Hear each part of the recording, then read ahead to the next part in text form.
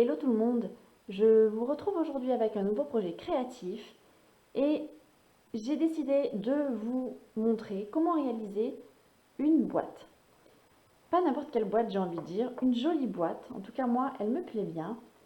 Et elle a cette particularité de tenir et d'avoir été confectionnée sans colle, sans massicot, sans ce que vous voulez. Alors bien évidemment j'ai pris de la colle ici pour la déco, mais pour la boîte à proprement parler, vous n'avez besoin, j'ai envie de dire, d'aucun outil à part votre doigt s'il est propre. Mais je vous conseille plutôt d'avoir ici un plioir en os. Donc on peut dire que c'est une boîte en origami, puisque l'origami, vous savez, c'est du pliage. Je vais vous montrer quand elle s'ouvre. Hop, l'intérieur ici. Donc elle s'ouvre en fait totalement. Vous pouvez même l'ouvrir. Bon, je vous déconseille quand même de l'ouvrir trop, sinon vous risquez d'avoir des difficultés à la remonter. Hop. Et donc vous voyez, pour le système de fermeture, on coulisse ici, un des côtés en dessous des autres. Donc c'est une boîte que j'aime beaucoup. C'est vrai qu'habituellement je fais des cartes. Bon, les cartes c'est bien, on les offre, on les envoie, mais les boîtes, j'ai envie de dire, on n'en a jamais trop. Les boîtes, on peut les offrir, on peut les garnir de friandises, de bonbons, de chocolat. Celle-ci, elle est quand même, je trouve, pas mal. Celle-ci, elle est, je trouve, pas mal. Elle mesure à peu près 11 cm sur 11 cm.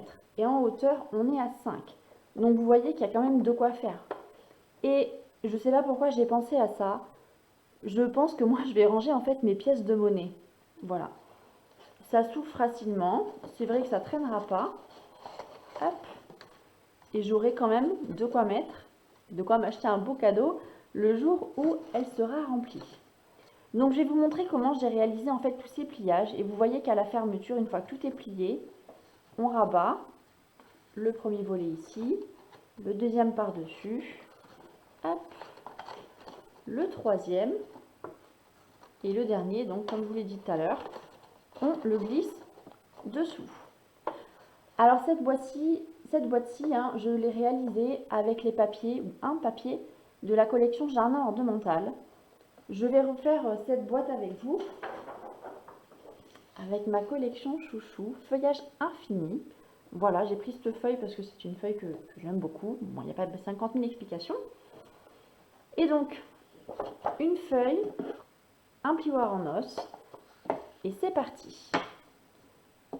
Alors d'abord, il faut savoir que pour réaliser cette boîte, vous devez absolument avoir une feuille carrée, ou partir d'une feuille carrée. Ici, moi, en prenant une feuille qui mesure 30,5 cm par 30,5 cm, j'obtiens donc une boîte à peu près de 11 sur 11 avec 5 de hauteur. Je vous déconseille de prendre une feuille de 15 sur 15 parce que vous allez vous retrouver avec une mini boîte qui va mesurer 5 cm. Bon, c'est bien, mais ça va être, je pense, un petit peu compliqué à plier. Par contre, vous pouvez très bien prendre une feuille qui fait 20 sur 20 ou un petit peu plus, 21 sur 21, selon ce que vous avez avec vous. Voilà, donc on est parti. Ici, c'est le côté que je veux voir. Je vais le mettre à l'extérieur. Et donc, je vais venir plier ma feuille en deux dans un premier temps. Alors, on ne joue pas la course contre la montre. Faites attention à bien aligner ici les coins l'un sur l'autre. Et une fois que c'est bon, on plie. Donc, on va faire ça dans un sens. On va tourner la feuille et on va faire ça dans l'autre sens.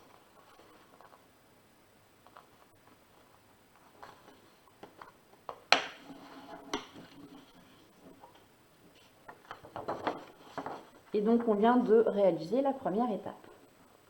Ensuite, on va prendre le coin et on va le ramener ici au milieu.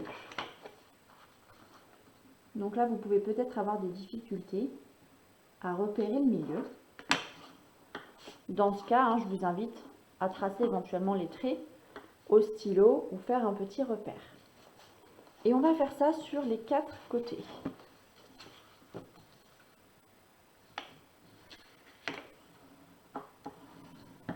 Donc pliez bien, faites bien attention hein, que vos papiers se rejoignent à l'endroit où vous pliez. Hein, ne laissez pas trop d'écart, sinon ça va se répercuter sur la boîte.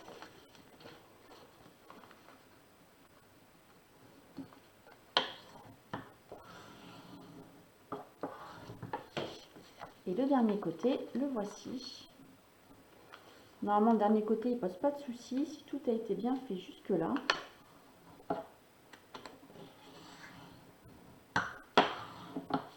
Et voilà. Alors, s'il y a quand même quelque chose que je vous déconseille de faire, c'est de faire un second pli si jamais vous êtes un petit peu trompé. Pourquoi? D'ailleurs, ça ne se voit plus. Il y a un endroit ici hein, où mon pli était approximatif. Et en fait, j'ai fait deux plis, l'un à côté de l'autre. Alors, ça se voit un peu mal. Mais ils ont 2 mm d'écart. Et c'est vrai que ma boîte ici, bah, elle est un petit peu... Enfin, le coin en tout cas est un peu plié. Parce que c'est mon deuxième pli ou mon pli initial qui prend le dessus. Donc, je pense qu'il est peut-être préférable d'avoir un petit décalage plutôt que d'avoir un coin un petit peu corné. Mais bon, je devrais m'appliquer cette fois-là. Une fois qu'on a fait ça, on va laisser ici plier une partie. Alors je vais la mettre en haut pour plus de facilité pour moi. Et on va prendre la pointe ici, hop, et la ramener tout en haut. Ça va impliquer quoi? Donc ici on a déjà un pli, vous le voyez mal, mais il est là. Ça veut dire que notre pli ici hein, devrait être parallèle à celui-là. Pour un petit peu plus de facilité, vous avez ici un pli également. Pour être sûr que vous êtes bien droit, hein, ce pli va être aligné avec celui-là et celui-ci, en fait. Voilà. Pensez à aligner vos plis. Hein. Il faut qu'ils se montent dessus, entre guillemets, qu'ils se chevauchent. Ça voudra dire que vous êtes bien dans les clous. Donc on emmène bien le papier jusqu'au bout. Et on plie. Et on va faire ça des 4 côtés. Alors, là, je vous ai expliqué hein, comment vous repérez avec les plis. Si jamais c'est pas assez clair pour vous, vous avez une autre possibilité. Hop, donc là, je remets mon papier. C'est ici hein, de vous aider du papier quadrillé. Je vais aligner le bord de ma feuille à une ligne.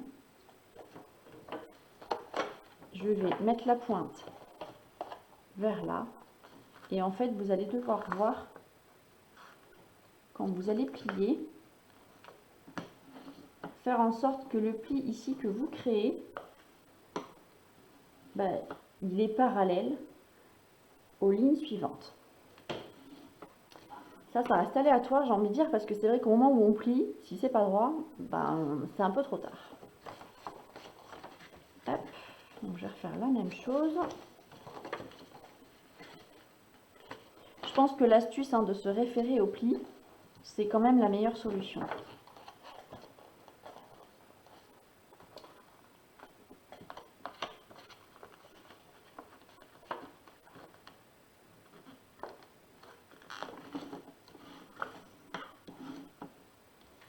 Hop.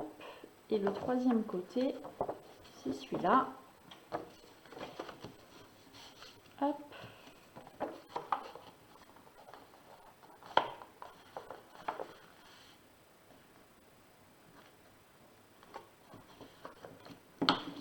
Et voilà. Quasiment dernière étape. L'antépénultième. On va maintenant pouvoir passer à l'avant-dernier pli. On a donc nos plis ici. Alors c'est vrai que j'ai pas pris le bon papier, vous les voyez mal. Je vous ferai un petit schéma sur le blog. Hein. Comment on va faire maintenant? Sur les côtés, ici, hein, au milieu de chaque côté, vous avez un petit pli qui va venir comme ça. Je vous invite à marquer bien ce pli et à le repérer, puisqu'on va en avoir besoin pour la suite, en fait, de notre création. Donc c'est lequel hein? C'est le pli au milieu de chacun des côtés. Ici vous en avez un. Poussez-le un petit peu vers l'avant.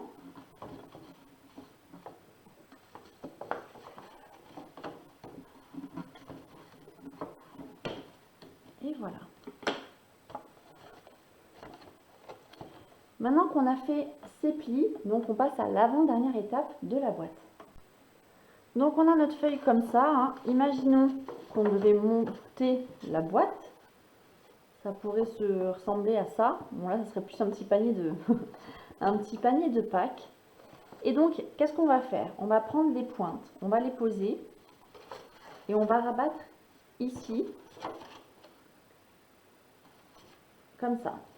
Je vous remontre, on a notre boîte, enfin on a notre carré plutôt, hein. On va prendre la pointe, on va rabattre ici ce qu'on a plié, comme ça. Alors, je vais essayer de vous montrer. Peut-être que comme ça, vous verrez mieux. J'essaie de regarder à l'écran en même temps, c'est pas simple. Hop. Un peu pénible ça. Voilà. Et donc, qu'est-ce qu'on va faire de ça? On va prendre en fait cette partie et on va venir la plier de manière complètement alignée ici. Donc alignée là, aligné ici, et là ce bord va venir là. Vous voyez? Comme ça.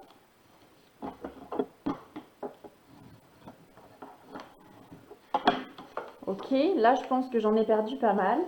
On va refaire pareil avec la pointe d'après. Donc la pointe on la laisse telle quelle. On rabat ici et là.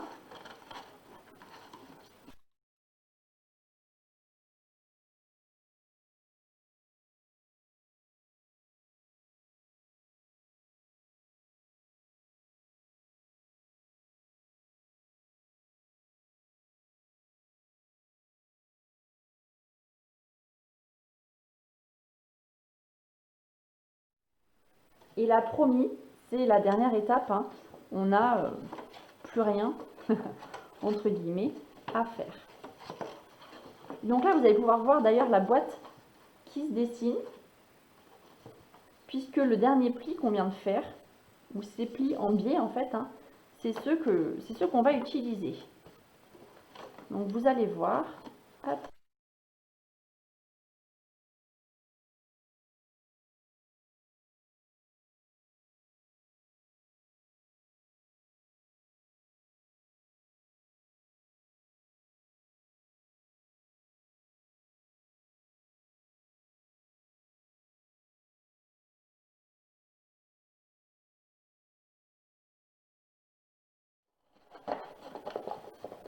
Allez, c'est bon pour moi, j'y touche plus. On va pouvoir passer à la déco.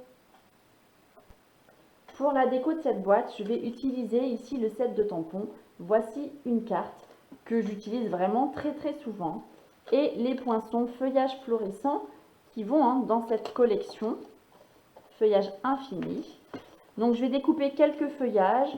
Je vais tamponner ici un des mots, je ne sais pas trop lequel encore, et je reviens. Alors, j'ai fait mes petits tampons, j'ai découpé ici, ce mot, c'est le chaos organisé, les cheveux, la maison, le cœur, la vie, à l'aide de mes poinçons rectangles surpiqués. Je vais le mettre ici. J'ai également découpé des feuillages, mais en fait, j'ai peur que ça fasse trop feuillage. Je vais vous montrer quand même le résultat. Vous n'allez pas me donner votre avis, mais ça sera comme si. Voilà, je pense que si je mets ça là, ça n'apporte rien en fait, il faut bien le dire. Un peu de relief, mais c'est pas non plus, je trouve, exceptionnel.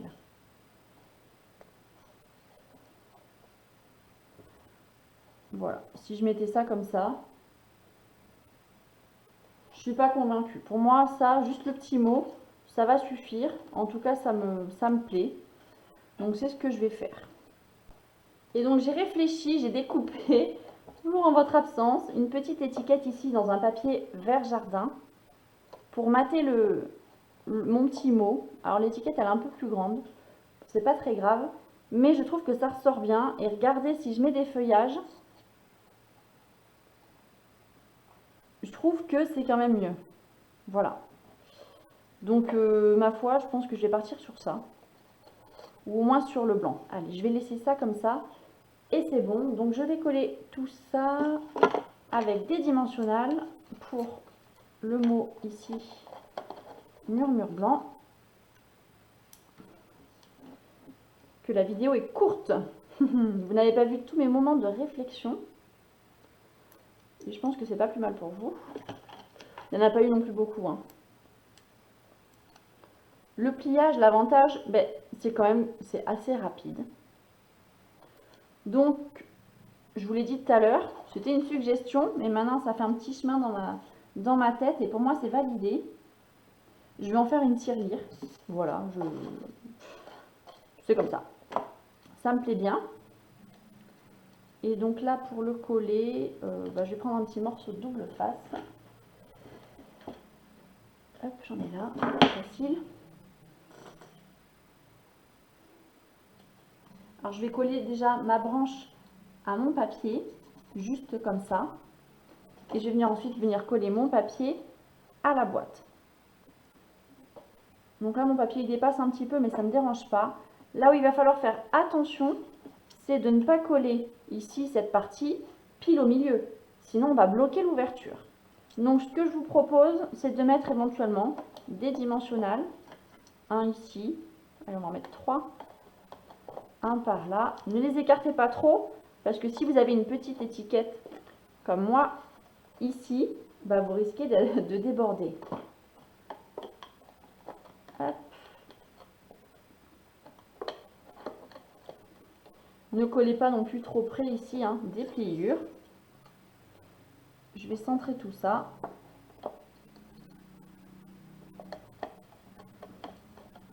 Et voilà. Ma boîte est terminée. J'espère vraiment que cette petite astuce, ou cette petite technique, j'espère vraiment que cette technique de pliage vous a plu et j'espère surtout que vous la reproduirez chez vous, certainement avec une autre collection et d'autres couleurs aussi. Hop, juste pour le fun. Voilà. Alors, vous savez pourquoi je vais en faire une tirelire? Alors, c'est pas pour espionner qui que ce soit. Mais, quand même, je pense que si je mets des pièces là-dedans et que quelqu'un l'ouvre, soit il va réfléchir longtemps avant de la refermer, certainement, hein. D'ailleurs une fois qu'il l'aura ouvert, ça sera trop tard. En tout état de cause, il risquera pas de s'y prendre 2 fois. Et donc, on ne me volera pas mes petites pièces, mes petites économies. Je rigole, hein, mais voilà. Je t'en ferai quand même une tirelire. Je vous souhaite une très bonne journée. Si ce projet vous a plu, n'hésitez pas à le partager sur vos groupes de scrap, par exemple, préférés, ou partager la vidéo avec vos amis, même celles qui débutent. Je pense que c'est largement accessible à tout le monde, d'autant plus que cette boîte ne nécessite vraiment pas beaucoup de matériel. Voilà. N'hésitez pas aussi à vous abonner si ce n'est pas encore fait. Je vous mettrai dans les commentaires toute la liste du matériel nécessaire. Je vous souhaite une très bonne journée et à bientôt. Ciao, ciao.